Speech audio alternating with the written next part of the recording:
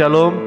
Shalom, puji Tuhan. Ya, senang rasanya ibu-ibu kita bisa ada di tempat ini, semuanya karena kebaikan dan kemurahan Tuhan. Ya, saya agak terlalu bisa menangkap tadi, mengingat apa namanya, tapi yang saya tangkap ini adalah persekutuan yang menjadi berkat.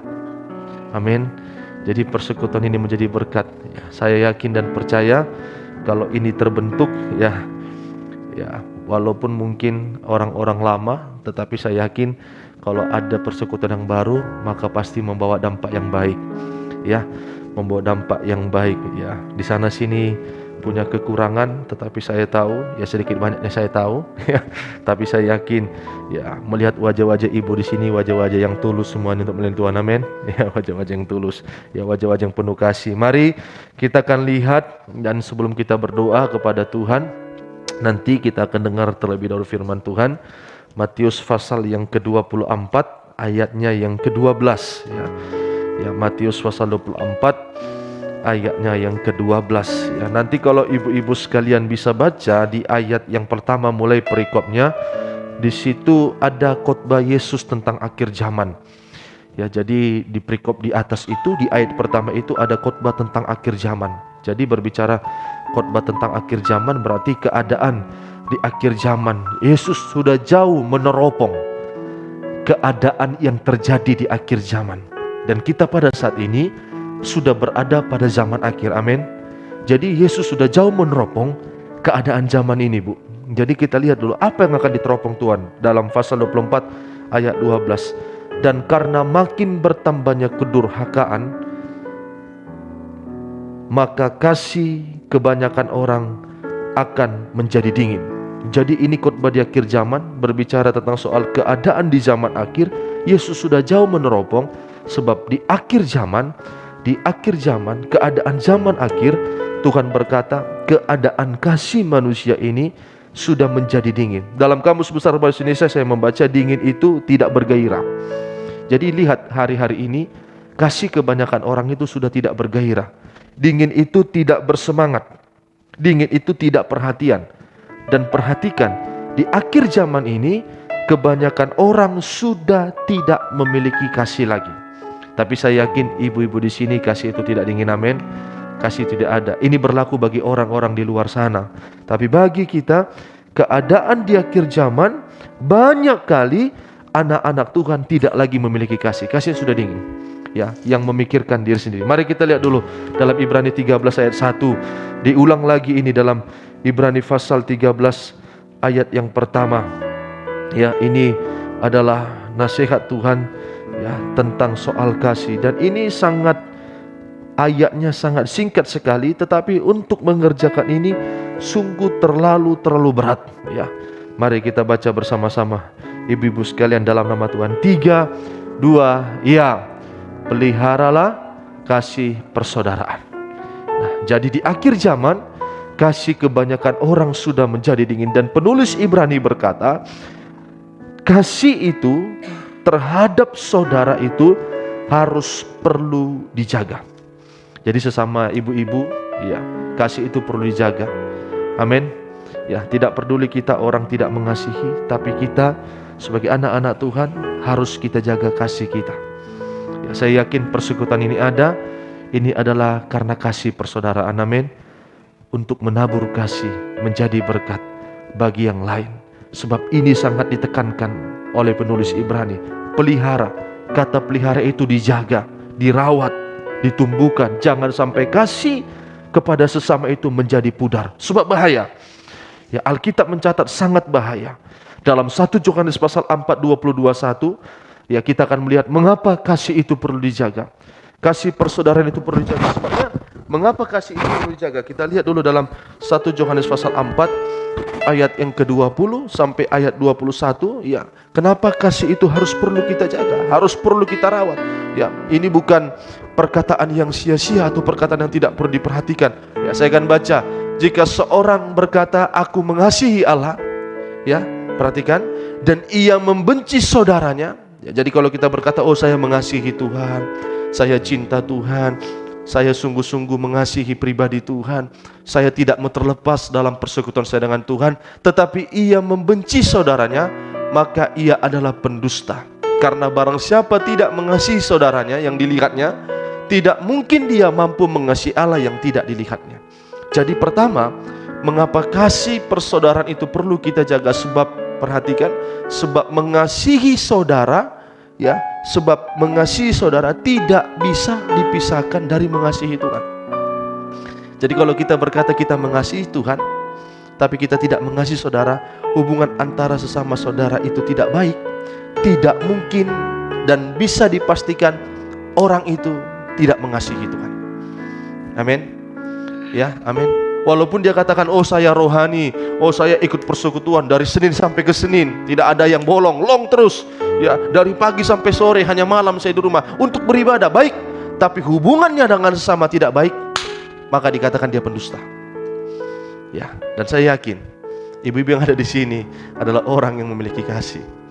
Amin. Tidak mungkin kita bisa mengasihi Tuhan, tetapi kasih kita kepada saudara kita itu tidak baik. Ya, tidak mungkin. Itu jawaban pertama. Jawaban yang kedua kita lihat dalam 1 Yohanes 3:14. Jadi kalau saya dan kalau kita sekalian kita katakan saya mengasihi Tuhan, saya mencintai Tuhan, tapi kasih terhadap saudara itu tidak baik, maka dipastikan itu pendusta. Ya, itu pendusta.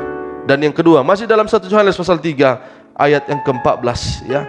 Dalam surat 1 Yohanes pasal yang ketiga ayat yang ke-14, kita lihat yang kedua jawabannya, mengapa kasih itu harus perlu kita pelihara. 1 Yohanes pasal 3 ayat ke-14, ya. Kita tahu bahwa kita sudah berpindah dari dalam maut ke dalam hidup, yaitu karena kita mengasihi saudara kita. Barang siapa tidak mengasihi, ini perhatikan, ia tetap berada dalam maut. Kita sudah Tuhan ambil, Tuhan sudah mati lewat korbannya untuk mengangkat kita dari dalam maut kepada hidup yang kekal. Tetapi perhatikan, kalau kita tidak mengasihi, maka orang itu tetap hidup di dalam maut. Ya, dia tetap berada dalam maut. Itu sebabnya kalau kita membenci orang, ya, kita tidak mengasihi orang, maka orang itu tetap hidup di dalam maut. Sehingga apa? Dia tidak beroleh hidup yang kekal. Ada dua jawaban.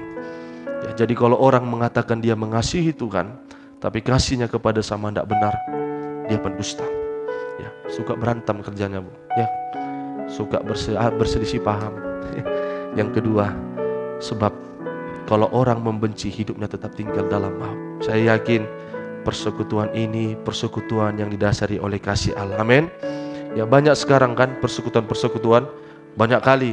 Tapi persekutuan itu ya banyak kali seperti dalam kitab Kejadian pasal 11 itu. Apa dikatakan kitab Kejadian pasal 11?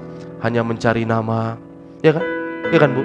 Itu kita lihat Kejadian pasal 11. Banyak sekarang orang mengatakan, oh ini persekutuan ini. Tapi persekutuannya apa? Hanya mencari nama, hanya popularitas. Akhirnya apa? Tuhan hancurkan. Kejadian pasal 11. Ya, hebat-hebatan kan? Ini pasal 11 ayat 1. Menara Babel. Adapun seluruh bumi satu bahasanya dan satu logatnya. Maka berangkatlah mereka ke sebelah timur dan menjumpai tanah datar di tanah Sinear. Lalu menetaplah mereka di sana. Mereka berkata kepada yang lain, marilah kita membuat batu bata dan membakarnya baik-baik. Lalu bata itu dipakai sebagai batu dan tergala-gala sebagai tanah liat. Juga kata mereka, marilah kita dirikan sebuah kota dengan sebuah menara yang puncaknya sampai ke langit. Nah ini mau hebat-hebatan. Ya. Oh, biar kita besar, biar kita hebat. Ya. Tapi perhatikan, tujuannya bukan untuk Tuhan. Tapi kita lihat tujuannya apa? Dan marilah kita cari nama, supaya kita jangan terserak ke seluruh bumi, supaya kita satu ini. Ya, jadi kalau ada persekutuan kata, oh kita cari nama, ya kita menyatu. Tapi Tuhan tidak izinkan. Lalulah turun Tuhan untuk melihat kota dan menara yang didirikan oleh anak-anak manusia itu. Lalu berfirman, bangsa ini semuanya akan dikacau balaukan. Itu ayat ke-7 sampai ke-8. Ya, inilah kalau persekutuan itu tidak didasari kasih. Hanya cari nama, mau hebat-hebatan. Apa? Sekarang itu kan kayak seperti tidak ada yang tertutupi kan? Semuanya mau update-updatean. Tapi Tuhan katakan, serahkan semua. Hancurkan semua itu. Tuhan tidak ingin. Tapi kalau kita dalam membangun suatu persekutuan semacam ini, saya yakin ini persekutuan didasari oleh kasih Allah. Ya, kita didasari oleh kasih Allah. Matikan aja. Kita tidak mau membenci, ya. Kita hanya mengasihi Tuhan, mengasihi sesama, ya. Supaya kita bisa memperhatikan dan kita lihat, ya, bagian-bagian penting. Ada 2 hal tadi, ya. Bagaimana caranya supaya kita bisa mendapatkan kasih Allah itu, memelihara kasih Allah itu. Mari Yohanes pasal 11 ayat 32 sampai kasih Allah itu Tuhan curahkan di tengah-tengah kita, ya. Ya, Yohanes pasal 11 ayat 32 dan kita loncat ayat 34, ya. Kita mulai dulu ayat 31 ibu-ibu, ya. Yohanes pasal 11 ayat 31. Dan kasih Allah itu biar dicurahkan di tengah-tengah kita. Saya akan baca ayat yang ke-31, ya. Dalam Yohanes pasal 11. Ketika orang-orang Yahudi yang bersama-sama dengan Maria di rumah itu untuk menghiburnya, melihat bahwa Maria segera bangkit dan pergi keluar. Ini cerita Maria menghadapi Lazarus yang sudah mati 4 hari. Ya, sudah tidak ada harapan. Mau dibawa kemanapun, sudah tidak ada jalan. Ya, menghadapi kebusukan, sudah mati dan busuk loh, sudah 4 hari, ya. Karena mereka menyangka bahwa ia pergi ke kubur untuk meratap dia di sana. Ayat 32 saya loncat. Setibanya Maria di tempat Yesus berada dan melihat dia, tersungkurlah ia di depan kakinya dan berkata kepadanya, Tuhan, sekiranya engkau ada di sini, saudaraku pasti tidak mati. Ketika Yesus melihat Maria menangis, dan juga orang-orang Yahudi yang datang bersama-sama dia, maka maskyullah itu. Maskyul itu kata-kata dalam bahasa lain berbelas kasih, ya, berbelas kasih. Jadi kan Maria ini gambaran ibu-ibu. Ya, sekarang kan ibu-ibu kan harus membutuhkan kasih. Ya, apalagi menghadapi situasi yang tidak bisa diatasi oleh kekuatan manusia. Maria ini kan tidak bisa. Sudah 4 hari mati. Ya, sudah 4 hari dan sudah berbau busuk. Tidak ada lagi harapan apa-apa. Mau dibawa kemanapun sudah tidak ada lagi jalan. Tapi yang dilakukan Maria itu, dia memohon kasih Tuhan. Dia banyak duduk di kaki Tuhan. Ya, dan kita baca, maskyullah hatina, dan sampai selanjutnya nanti. Ya, akhirnya pada akhir dari cerita ini, Maria itu menghadapi Lazarus yang mati dan Lazarus itu bangkit. Jadi menghadapi keadaan yang sangat-sangat mustahil, menghadapi keadaan yang sudah busuk seperti Maria yang sudah mati 4 hari, yang dilakukan Maria, dia hanya tersungkur di bawah kaki Tuhan. Ya, dia hanya tersungkur di kaki Tuhan, dia hanya menyembah kepada Tuhan, dia banyak duduk di kaki Tuhan. Ya, supaya apa? Supaya kasih Tuhan itu dicurahkan kepada Maria. Dan doa saya kepada ibu-ibu di sini, menghadapi apapun, baik menghadapi Lazarus seperti Lazarus yang sudah mati, menghadapi yang sudah berbau busuk pun, tidak ada yang mustahil bagi Tuhan kalau kasih Tuhan itu dinyatakan di tengah-tengah kita. Amin.